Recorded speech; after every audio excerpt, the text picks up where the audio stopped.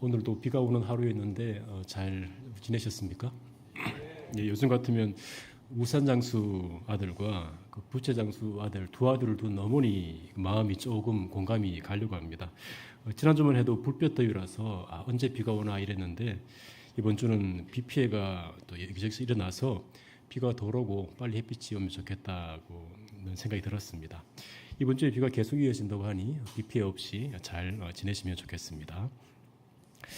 오늘은 시내산 언약 이후에 백성들이 저지른 금송아지 사건을 함께 살펴보겠습니다. 하나님은 출애굽한 이스라엘 백성들을 시내산으로 인도하신 후에 그들과 언약을 맺으셨습니다. 하나님이 맺어주신 시내산 언약은 결혼 언약에 비유되는데요. 예레미야서 31장 32절에서 그것을 엿볼 수 있습니다. 하나님은 예레미야를 통해 시내산 언약과 대조되는 새 언약에 대해서 이렇게 말씀하십니다. 이 언약은 내가 그들의 조상들의 손을 잡고 애굽 땅에서 인도하여 내던 날에 맺은 것과 같지 아니할 것은 내가 그들의 남편이 되었어도 그들이 내 언약을 깨뜨렸음이라 여호와의 말씀이니라. 하나님은 시내산에서 이스라엘 백성을 신부로 맞이하는 언약을 체결했다고 학자들은 말하는데요. 시내산 언약의 그 과정을 보면 결혼식이 떠오릅니다. 이스라엘 백성들이 시내산에 도착한 후 하나님은 모세를 시내산으로 불러 올리셔서 신랑의 청혼 같은 말씀을 하십니다. 그 말씀을 요약하면 이렇습니다. 너희가 내 언약을 잘 지키면 모든 백성 중에 내 소유가 되겠고 제사장 나라와 거룩한 백성이 되리라. 하나님의 말씀을 들은 모세는 마치 중매쟁이처럼 산 아래로 내려와 백성들에게 하나님의 말씀을 전합니다. 그 말씀에 백성들은 일제히 여호와께서 명하시는 대로 우리가 다 행하리이다 응답하는데요. 백성들의 응답은 신랑의 청혼에 응하는 신부의 승낙과 같습니다. 그렇게 신랑의 청혼과 신부의 승낙이 이루어진 뒤 결혼 예식의 날이 정해지는데요. 하나님은 셋째 날에 모든 백성이 보는 앞에서 시내산에 강림하겠다 하시면서 백성들에게 정결을 명하십니다. 이스라엘 백성들은 하나님의 말씀을 따라 결혼식을 앞둔 신부가 자신을 정결하게 하듯이 자신들을 성결하게 하고 옷을 빱니다. 시간이 지나 하나님이 말씀하신 셋째 날이 되었을 때 결혼 예식에서 신랑이 입장하듯이 하나님은 온 시내산을 뒤흔들며 친히 강림하셨고 백성들도 신부가 입장하듯이 모세를 따라 산 기슭까지 나와 섭니다. 이후 하나님은 결혼 서약서처럼 십계명을 백성들에게 선포하시는데요. 백성들은 눈앞에 보이는 시내산의 광경과 하나님이 직접 선포하시는 말씀에 두려워 떨면서 출애굽기 20장 19절에서 모세에게 이렇게 말합니다. 모세에게 이르되 당신이 우리에게 말씀하소서 우리가 들으리이다. 하나님이 우리에게 말씀하지 말게 하소서 우리가 죽을까 하나이다.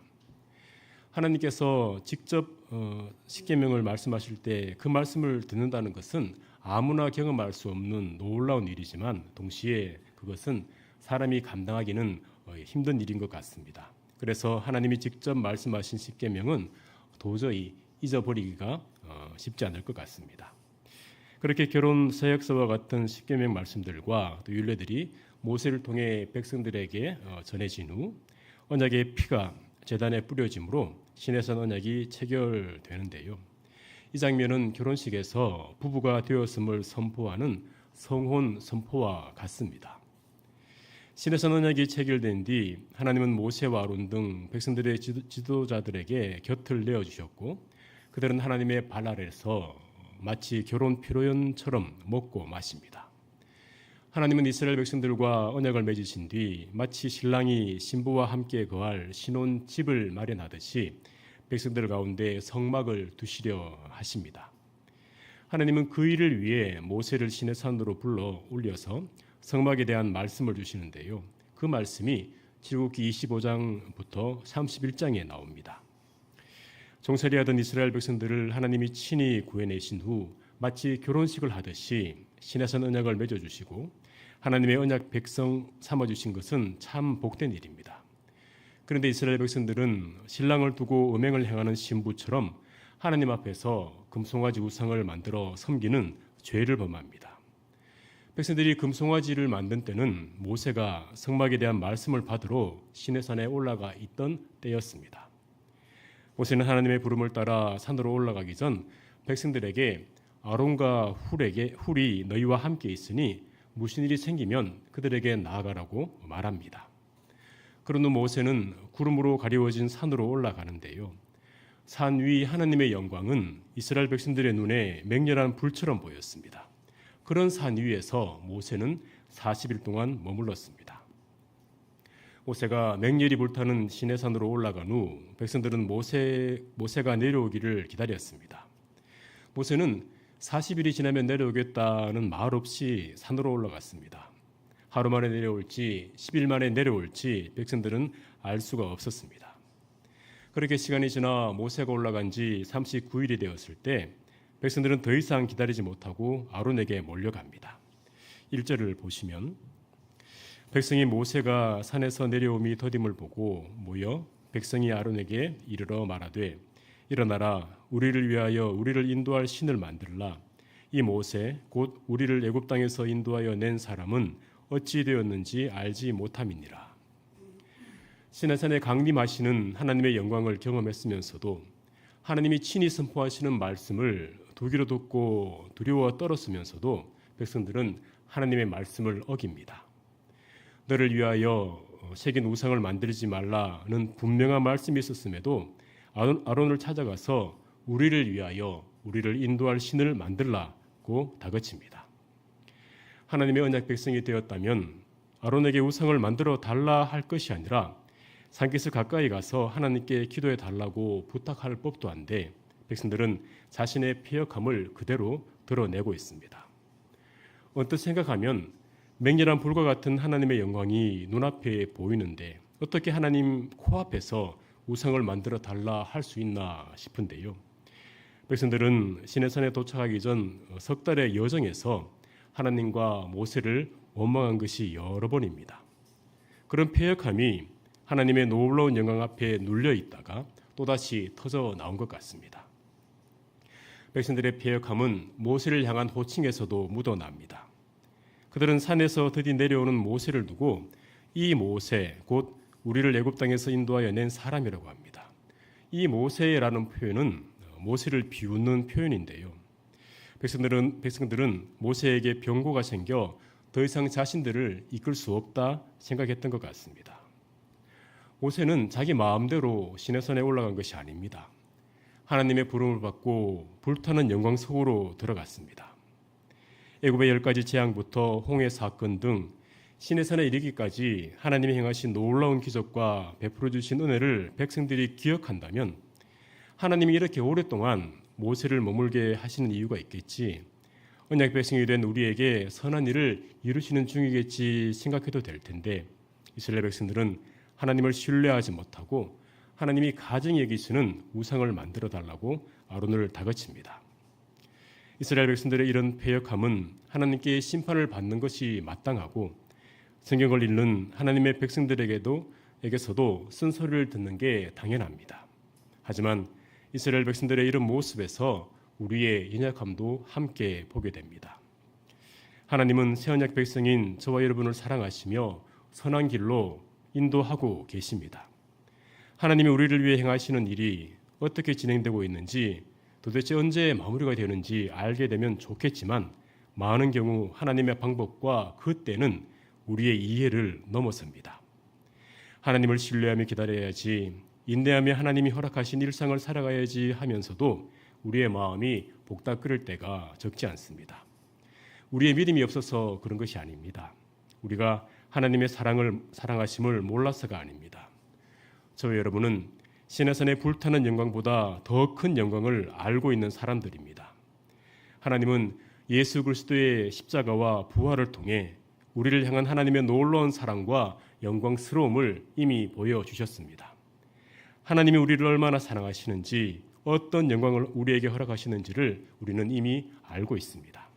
하지만 그럼에도 불구하고 우리는 흔들릴 때가 있는데요. 그럴 때 우리는 어떻게 해야 할까요?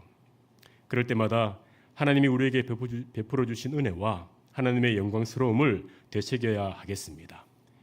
내 인내심이 바닥나고 마음이 복다 끓을 때 모든 것이 합력하여 선을 이루시는 하나님의 그 완전하심을 되새겨야 하겠습니다. 하나님은 우리의 이해를 뛰어넘어 지금도 역사하고 계십니다. 하나님이 귀한 언약 백성을 위해 일하시고 신실하게 일하고 계심을 기억하시면서 인내의 그 걸음들을 한 걸음씩 옮기시기를 바랍니다. 이스라엘 백성들이 모세를 기다리지 못하고 그들의 패역함을 드러냈을 때 아론은 어떤 반응을 보였을까요? 모세는 시내산에 오르기 전 일이 있는 자는 아론과 훌에게 나가라고 했습니다. 모세 대신 백성들을 지도하는 일을 맡았다면 백성들이 패역하게 나올 때 모세처럼 하나님 앞에 엎드리는 신용이라도 해야 할 텐데 아론은 그러지 않았습니다.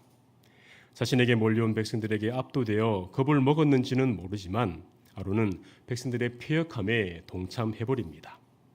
2절부터 4절을 제가 읽겠습니다. 아론이 그들에게 이르되 너희의 아내와 자녀의 귀에서 금고리를 빼어 내게로 가져오라. 모든 백성이 그 귀에서 금고리를 빼어 아론에게로 가져가매 아론이 그들의 손에서 금고리를 받아 부수어 조각칼로 새겨 송아지 형상을 만드니 그들이 말하되 이스라엘아 이는 너희를 애굽 땅에서 인도하여 낸 너희의 신이로다 하는지라.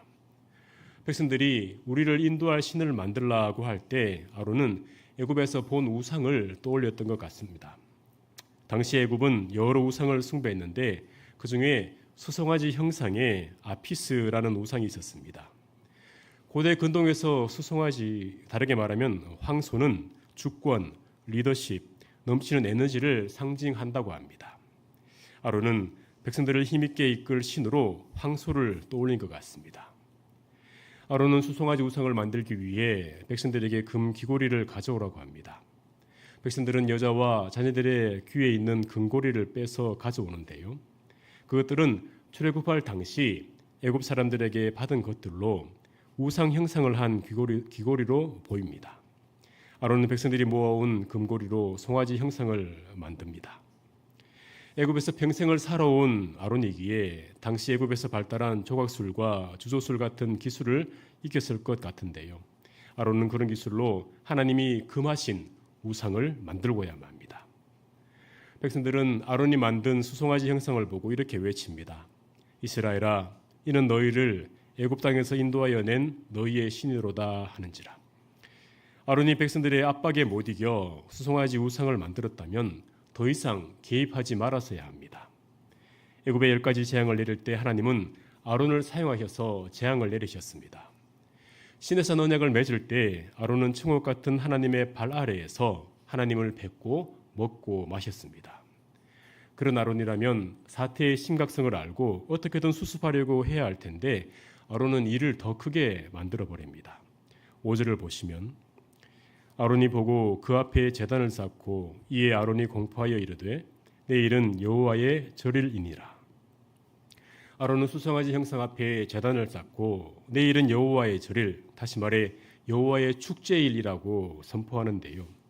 수송아지의 절일이라 하지 않고 여호와의 절일이라 선포한 것이 백성들에게 조금이라도 하나님을 상기시키려는 노력인지는 모르겠지만 아론은 불에 기름을 붓듯이 백성들이 더욱 방자해지는 길을 공식적으로 열어버립니다.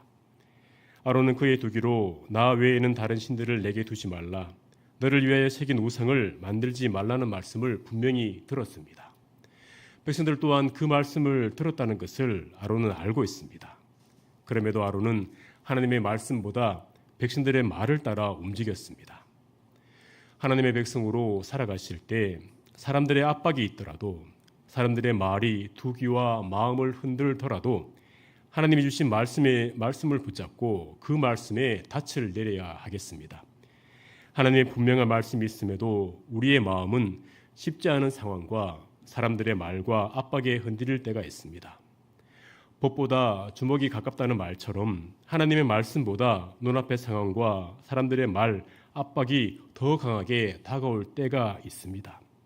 그럴 때 우리에게 주신 말씀은 연약한 사람의 말이 아니라 온 세상을 창조하신 창조주 하나님의 말씀이라는 것을 기억하면 좋겠습니다. 풀은 마르고 꽃은 시드나 우리 하나님의 말씀은 영원히 서리라는 말씀대로 결국 성취되는 것은 사람의 말이 아니라 하나님의 말씀입니다. 눈앞의 상황에 또 사람들의 말과 압박에 묶이지 않고 하나님의 말씀에 사로잡혀 말씀이 이끄시는 대로 나아가시는 우리 모두가 되기를 소망합니다. 내일은 여호와의 절일이라는 아론의 선포대로 이스라엘 백성들은 다음날 아침 일찍 축제를 여는데요. 그 모양새가 마음을 답답하게 합니다. 그들은 아론이 쌓은 제단 위에 마치 하나님을 섬기듯 번제를 드리고 화목제를 드립니다. 그리고 그 앞에 앉아서 먹고 마십니다.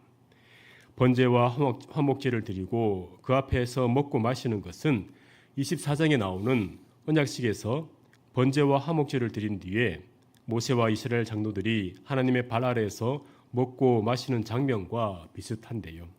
이것은 그들이 하나님과 언약을 맺은 것처럼 수송아지 우상과 언약을 맺은 것처럼 보입니다. 그렇게 수송아지 우상 앞에서 먹고 마시는 백성들은 곧이어 일어나서 뛰놀기 시작하는데요. 일어나서 뛰놀았다는 이 표현은 우상 숭배를 따라오는 난잡한 성적 행위로 봅니다. 백성들은 말로는 여호와의 절일이라 하면서 우상 앞에서 먹고 마시며 하나님이 가증히 여기시는 타락한 행동을 정신없이 행했습니다. 백성들이 벌이는 난잡한 행동은 누가 그렇게 하라고 가르친 것이 아닐 겁니다. 그들이 애굽에서 태어나 평생 살아오는 동안 자연스럽게 보고 배운 것일 겁니다. 그들은 시내산에서 하나님의 말씀을 듣고 어떻게 사는 것이 하나님의 백성다운 것인지를 들었지만 여전히 그들 속에는 애굽에서 만들어진 가치관과 습관들이 남아 있었을 겁니다. 하나님의 백성으로 살아갈 때 하나님의 말씀을 따라 하나님이 기뻐하신 대로 살아야 한다는 것을 우리는 잘 알고 있습니다. 성장해 오면서 몸에 배인 가치관과 소견을 따라 살지 않고 하나님의 말씀을 따라 성경적인 가치관대로 살아야 함을 알고 있습니다.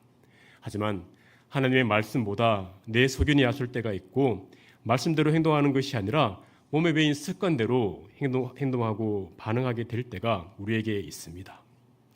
성령께서 우리를 그리스도의 장성한 본령까지 자라도록 이끄시지만 우리에게는 연약한 모습들이 보일 때가 있습니다. 어떤 분의 말씀대로 우리는 평생 공사 중인 것 같습니다. 하나님의 백성으로 살아가실 때 우리 자신의 연약함을 인정하며 살아갈 필요가 있습니다. 나는 이만하면 됐다, 이만하면 어느 정도 섰다 할 수는 없습니다. 우리는 주님 앞에 서는 그날까지 계속해서 조금씩 성숙해 나가야 합니다. 우리 자신의 연약함을 알고 하나님을 더욱 의지하는 것이 지혜입니다. 그런 지혜로움이 저와 여러분에게 있기를 바랍니다. 그리고 우리의 다음 세대에게도 그런 지혜가 있기를 소망합니다. 어쩌면 우리보다 우리의 다음 세대 속에 세상의 가치관이 더 많이 배어 있을 수 있습니다. 하나님의 말씀보다 자기 소견을 더 붙잡으려는 그런 경향이 더 많을 수 있습니다. 앞선 세대로서 다음 세대가 하나님의 백성으로 세워지는 일에 마음을 쓰고 힘을 써야 하겠습니다. 앞으로 이어지는 청소년부와 청년부 수련회, 유치원부 여름성경학교를 위해서 계속 기도해 주시길 바랍니다. 그들이 하나님을 인격적으로 만나서 세상의 가치관과 자기 소견보다 하나님의 말씀을 앞세우는 믿음의 백성이 되면 좋겠습니다. 어떤 일을 결정할 때 상황에 밀려가는 것이 아니라 하나님의 말씀을 붙잡고 고민하고 기도하는 모습이 그들에게 있으면 좋겠습니다. 우리와 우리의 다음 세대들이 함께 하나님의 백성으로 성숙해 나가는 은혜가 있기를 소망합니다. 오늘은 금송아지 사건을 함께 살펴보았습니다. 하나님이 행하시는 선한 일은 때때로 우리의 이해를 뛰어넘을 때가 있습니다. 그럴 때 하나님의 선하심을 바라보시며 인내하시길 바랍니다. 하나님의 분명한 말씀이 있음에도 백성들의 요구를 따라간 아론처럼 하나님의 말씀보다 위급한 상황과 압박에 휘둘릴 때가 있습니다. 결국 성취되는 것은 하나님의 말씀임을 기억하시면서 하나님의 말씀을 붙잡는 은혜가 있기를 바랍니다. 하나님의 백성으로 우리는 지금도 계속 성장하는 중입니다. 이만하면 됐다, 어느 정도 섰다 하는 것은 없습니다. 우리 자신의 연약함을 인정하고 하나님을 더욱 의지하는 것이 지혜입니다. 세상의 가치관에 휘둘리지 않고 내 소견을 앞세우지 않는 성숙하는 모습들이 우리와 우리의 다음 세대에게 계속 일어나기를 소망합니다. 함께 기도하실 때